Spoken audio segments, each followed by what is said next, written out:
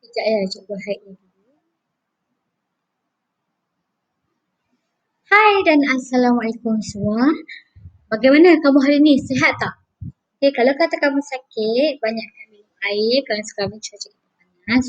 Kemudian rehat. Okay, kalau kata sakit kamu berlarutan, kamu boleh pergi ke klinik. Hari ni kita akan belajar, okay. Masih lagi di bawah topik ataupun bab yang sama. Okay, cuma pada hari Isnin yang lalu kamu ingat tak cikgu ajar kamu apa? Okay. Macam bukan minggu lepas, hari Isnin lah. Hari Isnin yang lalu cikgu dah ajar kamu mengenai bagaimana British ni meletakkan wakil-wakilnya di setiap negeri-negeri Melayu bersekutu. Okay, apa negeri-negeri Melayu bersekutu? Kita ada 4, iaitu Perak, Negeri Sembilan, Selangor dan Pahang. Okey, betul. Jadi pada hari ini cikgu akan terangkan kepada kamu pula sistem residen. Kan sebelum ni cikgu dah terangkan kepada kamu bagaimana strategi British meletakkan dia punya wakil. Okey, jadi kita lihat sistem wakil-wakil yang diletakkan oleh British. Okey, cuma sebelum tu cikgu nak terangkan kepada kamu ataupun nak beritahu kamu tentang objektif kita pada hari ini. Jadi pada hari ini cikgu nak kamu dapat membincangkan ataupun dapat menjelaskan ataupun memberitahu tentang peranan residen British dengan betul. Objektif kita pada hari ini ialah pelajar dapat membincangkan tentang peranan residen British dengan betul. Sebelum kita mula belajar, cikgu nak terangkan kepada kamu dahulu apa yang akan kita buat pada hari ini. Jadi yang pertama, cikgu akan sajikan ataupun dendangkan satu lagu. Tajuk dia Dudi Dudi Dam. Lagu tu hanyalah untuk bagi kamu bersemangat sebelum kita nak mulakan pembelajaran kita pada hari ini. Sebab cikgu tahu kamu pun letih sebab sebelum ni kamu dah ada kelas kan dengan cikgu lain. Yang kedua, baru kita akan start belajar. Yang ketiga, cikgu akan buatkan sedikit sesi perbincangan dengan kamu. Dan yang keempat, cikgu akan berikan kamu latihan pengukuhan. Cikgu akan terangkan kepada kamu bagaimana nak jawab ataupun soalan-soalan. Dan kemudian cikgu akan buat sedikit rumusan untuk hari ini. Seterusnya, cikgu akan berikan kepada kamu masa untuk kamu siapkan latihan pengukuhan yang telah diberikan. Baik. Sekarang ni jom kita dengar lagu dahulu. Dudi dudi dam dam, dudi dudi dam, dudi dudi dam dam, dudi dudi dam, dudi dudi dam dam, dudi dudi dam, dudi dudi dam dam, dudi dudi dam. Kerja di rumah, dudi dudi dam dam, dudi dudi dam, dudi dudi dam dam, dudi dudi dam, dudi dudi dam dam, dudi dudi dam. Dudi dudi dam dam, dudi dudi dam, dudi dudi dam dam, dudi dudi dam, dudi dudi dam dam, dudi dudi dam, dudi dudi dam dam, dudi dudi dam, dudi dudi dam dam, dudi dudi dam. Kerja di rumah, dudi dudi dam dam, dudi dudi dam, dudi dudi dam dam, dudi dudi dam. Dudi dudi dam dam, dudi dudi dam, dudi dudi dam dam, dudi dudi dam, dudi dudi dam dam, dudi dudi dam, dudi dudi dam dam, dudi dudi dam, dudi dudi dam dam, dudi dudi dam, dudi dudi dam dam, dudi dudi dam, dudi dudi dam dam, dudi dudi dam, dudi dudi dam dam, dudi dudi dam, dudi dudi dam dam, dudi dudi dam. Macam mana? Okey tak? Dah sedap ke? Dah tak mengantuk kan? Jadi jom kita belajar. Lagu tadi tu dia macam ejek kita sebab dia kata kerja di rumah. Sebelum ni cikgu dah terangkan kepada kamu tentang strategi British meluaskan kuasa di negeri negeri Melayu. Okey, cikgu dah terangkan beberapa strategi lah, iaitu yang pertama strategi manipulasi. Okey, kemudian kita ada strategi desakan dan paksaan. Okey, dan seterusnya ialah strategi menandatangani perjanjian dengan pemerintah tempatan. Okey, cikgu ada terangkan kepada kamu beberapa perjanjian yang telah dimeterai bermula dengan perjanjian Pangkul. Okey, cikgu nak kamu ingat yang perjanjian Pangkul 1874 merupakan titik tolak ataupun menjadi apa? Salah satu batu ataupun kejayaan pertama pihak British untuk meletakkan dia punya wakil. Okey, selepas daripada perjanjian Pangkul tu kita adalah perjanjian lain. Okey, iaitu perjanjian British Sungai Ujong. Okey, perjanjian British Sungai Ujong ni sama tahun juga dengan perjanjian Pangkul, iaitu pada tahun 1874. Okey, lepas tu setahun kemudian ada lagi perjanjian British Selangor dan seterusnya. Sekejap ya.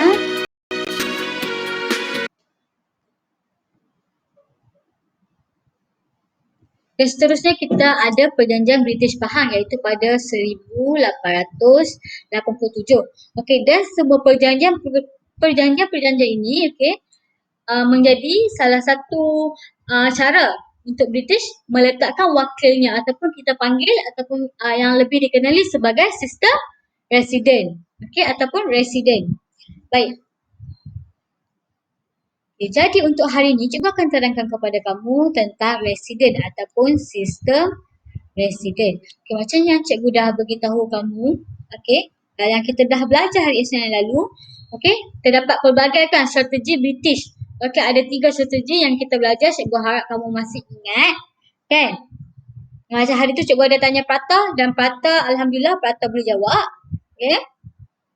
Okey, jadi melalui perjanjian-perjanjian ataupun strategi British yang ketiga, iaitu melalui perjanjian, okey, pihak British berjaya menempatkan seorang residen di setiap negeri Melayu. Okey, jadi cikgu nak terangkan kepada kamu apakah peranan residen British ni? Apa peranan dia? Dia datang tengok saja ke? Okey. Okey, jadi yang pertama peranan residen ialah menasihati raja-raja Melayu dalam semua hal ehwal pentadbiran kecuali berkaitan agama Islam dan adat istiadat Melayu. Okay, jadi peranan yang kedua ialah semua nasihat daripada residen perlulah ataupun hendaklah diikuti dan dipatuhi. Okay, semua nasihat mesti dipatuhi. Okay, dia akan menasihati raja dalam semua hal ehwal pentadbiran. Okay, tak kiralah pentadbiran ke ataupun cukai ke, dari segi ekonomi ke, dari segi keselamatan ke, semuanya dia akan menasihati raja kecuali dalam bidang ataupun hal-hal yang berkaitan dengan agama Islam dan juga adat istiadat Melayu. Baik, cikgu akan beritahu kamu nama setiap residen yang ditempatkan. Yang pertama, kita boleh lihat ataupun residen yang paling awal yang ditempatkan ialah J.W.W. Birch. Iaitu beliau merupakan residen British pertama di Perak. Jadi di Perak kamu kena ingat nama ni famous. J.W.W. Birch. Nanti kamu nak dengar cerita tak? Cikgu akan terangkan kepada kamu tentang J.W.W. Birch. Sekejap lagi lah. Okey, baik. Jadi residen British pertama Perak ialah J.W.W. Birch. Okey. Kemudian di Pahang kita ada J.P. Roger. Okey. Di Selangor, kamu ingat tak siapa nama Sultan Selangor pada ketika itu? Sultan Selangor pada ketika itu ialah Sultan Abdul Samad.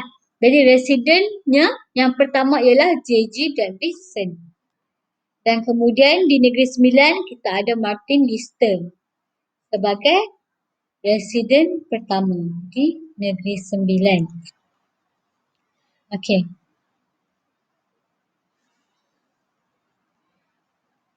Jadi sekarang ni cikgu nak kamu sekarang ni cikgu nak terangkan kepada kamu tentang ciri-ciri sistem residen ini di negeri-negeri Melayu Bersekutu. Yang pertama ialah kedudukan sultan dan pembesar negeri dikekalkan. Okey, yang kedua, nasihat British mesti diterima dan sultan tak boleh ataupun tidak lagi boleh membuat undang-undang seperti sebelumnya. Ataupun kalau kata sultan nak buat undang-undang, Sultan perlulah merujuk kepada residen. Nampak betapa tingginya sekarang. Dulu kita belajar kan contohlah dekat Perak, okey. Paling tinggi ialah Sultan. Sekarang ni bila dah sampai residen British, paling tinggi kita dapat lihat, okey, residen British. Okey, yang ketiga, Sultan dan Pembesar kehilangan kuasa dalam pentadbiran dan pungutan cukai. Yang keempat, residen ambil alih pentadbiran pada peringkat pembesar dan negeri. Peranan pembesar ini digantikan oleh pegawai British, dan akhirnya peranan pembesar ni ataupun pembesar ni hanya menjadi ataupun mendapat jawatan yang paling rendah dalam hierarki pegawai-pegawai British. Okey, dan yang kelima, jabatan-jabatan dan sistem bercorak barat digunakan bagi menggantikan sistem pentadbiran tradisional. Senang tak tajuk ni? Senang je kan? Okey, peranan British tadi kamu kena ingat dua. Peranan residen British tadi ada dua saja, menasihati raja-raja Melayu. Okey, dalam semua hal kecuali dalam agama Islam dan adat istiadat Melayu. Okay, dan yang kedua ialah semua nasihat residen perlulah diikuti dan dipatuhi. Okay, dan ada juga tadi lah cikgu dah terangkan 5 ciri-ciri pelaksanaan sistem residen. Okay, jadi macam mana? Daripada apa yang cikgu terang tadi ataupun daripada apa yang cikgu telah beritahu kamu tadi, kamu rasa sultan dan pembesar masih ada kuasa ke untuk mentadbir sesebuah negeri ataupun wilayah ataupun sesebuah kawasan? Okay, dan cikgu nak tanya juga, apa yang kamu rasa ataupun apa yang dari apa yang cikgu telah terangkan, okay, melalui perjanjian-perjanjian sebelum ni, adakah perjanjian tersebut dilihat sebagai perjanjian yang berat sebelah? Okay, kamu rasa macam mana? British menang lagi banyak ke ataupun kita negara-negara Melayu yang menang lagi banyak? Senang je tajuk kita hari ni yang tu je. Kamu hanya belajar tentang peranan dan juga ciri. Jadi kalau kata kamu tak faham, kamu tak ada masalah, kamu boleh telefon cikgu.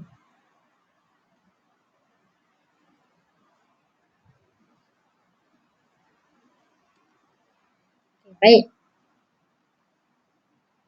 Sekarang ni jom, cikgu nak berbincang sedikit dengan kamu. Okey. Kamu rasalah kan, selepas dah cikgu dah beritahu tentang ciri-ciri, lepas tu dah beritahu peranan, kamu rasa apakah kesan kedatangan residen ni ke negeri Melayu? Kamu rasa macam mana? Positif ke? Ke banyak lagi yang negatif ke? Okey. Sebenarnya, apa yang berlaku dalam diri kita ataupun dalam hidup kita ataupun dalam negara kita mempunyai pro dan kontra ataupun mempunyai kesan positif dan kesan negatif. Okey, bukan kita kata kedatangan residen ni tidak membawa sama sekali kesan positif. Okey, ada juga kesan positif kepada kedatangan residen. Okey, cuma sekarang ni cikgu nak kamu nampak ataupun lihat kesan negatif daripada kedatangan sistem residen ni.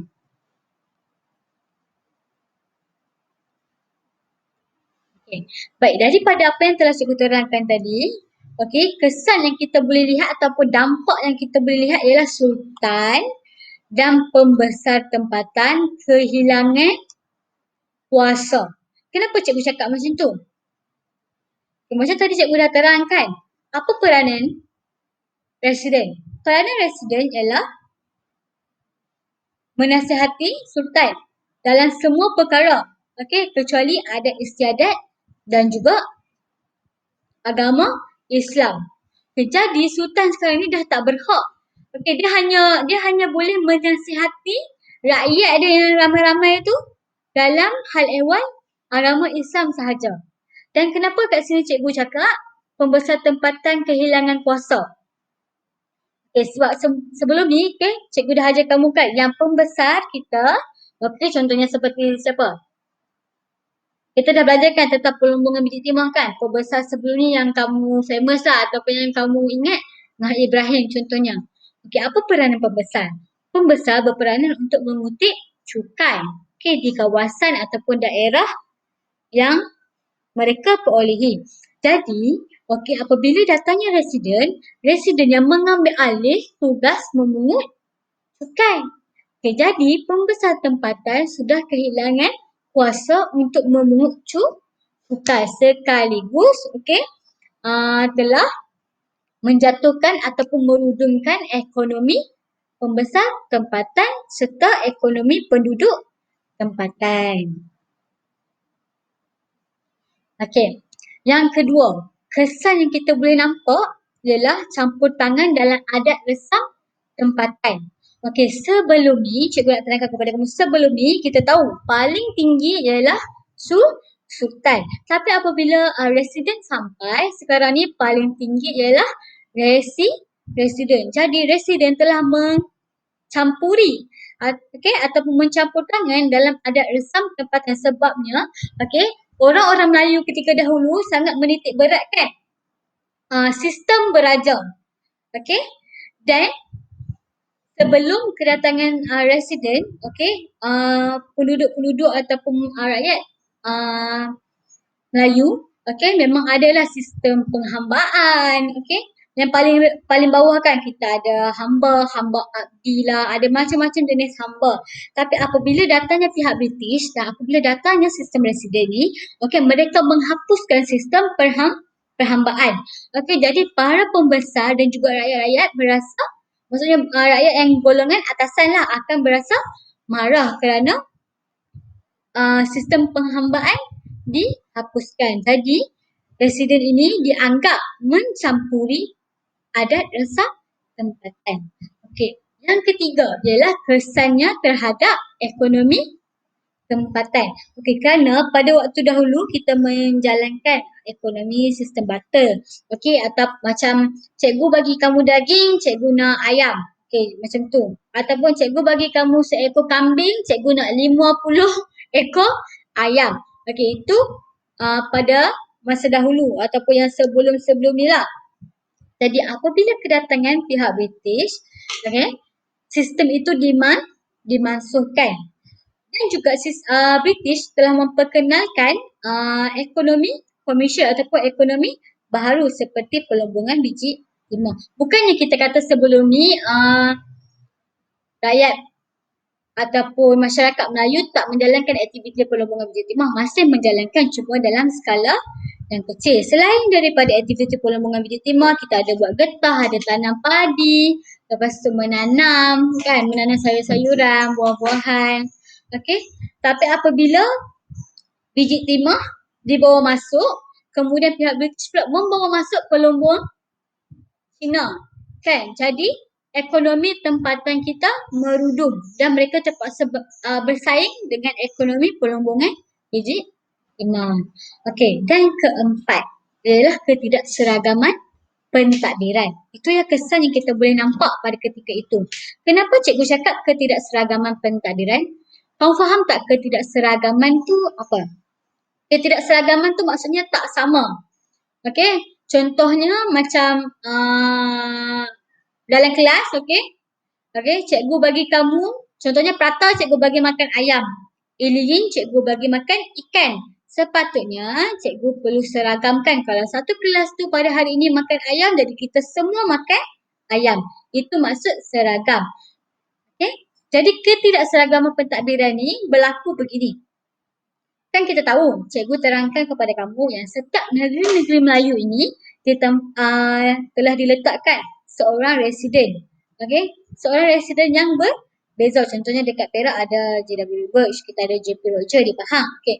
Jadi pentadbiran JW Birch, pentadbiran JW Birch dengan pentadbiran JP Roger di Pahang adalah berbeza kerana mereka tiada satu penanda aras ataupun satu guideline untuk mereka mentadbir negeri. Jadi lama kelamaan berlaku ketidakseragaman walaupun mereka ditempatkan di bawah satu naungan iaitu negeri-negeri Melayu bersekutu.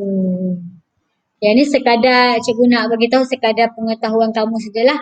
Cikgu ulang balik. Yang pertama ialah sultan dan pembesar tempatan kehilangan kuasa.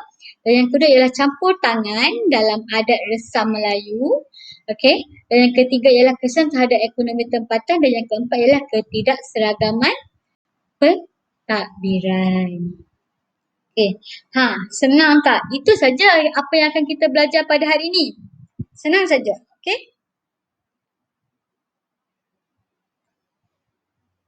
Okey, jadi jom cikgu terangkan kepada kamu tentang latihan. Tapi tadi cikgu dah janjikan. Okay, sekarang ni kamu rehat dulu. Kamu dengar dulu cerita cikgu. Kamu nak tahu tak mengenai Resident JWW Burj di Perak? Sebenarnya JWW Burj ini dia dibunuh oleh rakyat Perak. Kerana apa? Kerana beliau orang rakyat Perak pada ketika itu tak suka dengan JWW Burj. Kerana apa? Dia mencampuri urusan Perak dan juga dia tak tahu berbahasa Melayu. Jadi rakyat dari rakyat Perak tu rasa macam kacau-kacau orang. Dahlah Melayu pun tak kerti cakap kan. Jadi dia pun berasa marah dan akhirnya membunuh JWW Burj. Itu je cerita dia. Sekarang tarik nafas dulu sebelum cikgu nak terangkan kepada kamu tentang latihan pengukuhan. Jadi latihan hari ni cikgu bagi kamu 5 latihan struktur. Jadi soalan pertama. Senaraikan negeri-negeri Melayu bersekutu. Kamu dah tahu kan 4 negeri-negeri Melayu bersekutu. Jadi kamu tulis dia jawapannya dekat sini. Baik. Soalan yang kedua, berikan 2 nama residen yang ditempatkan berserta negeri. Kamu beri 2 nama residen berserta negeri yang mereka telah ditempatkan. Cuba kamu ingat balik tadi. Baik, dan yang ketiga ialah nyatakan peranan residen British. Tadi hanya terdapat 2 peranan residen British. Kamu nyatakan saja. Apabila soalan senaraikan, berikan, nyatakan, kamu tak perlu membuat huraian. Cukup sekadar kamu memberikan fakta. Pandai. Baik, soalan yang keempat, jelaskan. Apabila terdapat soalan jelaskan, kamu perlu menjelaskan, kamu perlu memberi fakta dan kamu perlu memberi sedikit huraian. Baik, soalan yang keempat kita berbunyi, jelaskan kedudukan Raja-Raja Melayu di negeri-negeri Melayu selepas pengenalan sistem residen. Jelaskan kedudukan Raja-Raja Melayu selepas pengenalan sistem residen. Dan soalan kelima, ni soalan kebat. Sebab sekarang ni kita memang nak melahirkan pelajar yang hot, iaitu highest order thinking ataupun pemikiran berfikir aras tinggi. Jadi cuba tanya, pada pandangan anda ataupun pada pandangan kamu, apakah kesan negatif pendudukan residen di negeri-negeri Melayu bersekutu? Senang je kan soalannya, senang je. Soalan pertama, berikan negeri-negeri Melayu bersekutu. Lepas tu soalan kedua, berikan 2 nama residen beserta negerinya. Yang ketiga, peranan residen. Yang keempat, kedudukan raja-raja selepas pengenalan sistem residen. Dan yang kelima, pada pandangan anda, apakah kesan negatif? Cikgu nak kamu beritahu berdasarkan apa yang ada dalam pemikiran kamu. Apakah kesan negatif kepada pendudukan residen di negeri-negeri Melayu bersekutu? Nanti jawapan kamu boleh hantar kepada cikgu dalam bentuk PDF ataupun kamu boleh braillekan dan hantar kepada cikgu. Cikgu tak ada masalah, ataupun kamu nak hantar voice pun boleh, nak WhatsApp tu suka cikgu pun, cikgu tak ada masalah. Baik, cikgu harap jelaskan pembelajaran kita pada hari ini. Cikgu harap kamu jelaslah. Kalau tak faham, kamu boleh tanya cikgu ataupun kamu ulang balik video pengajaran cikgu pada hari ini. Cikgu dah buat sedikit rumusan ataupun kesimpulan. Kenapa kamu kena belajar sejarah?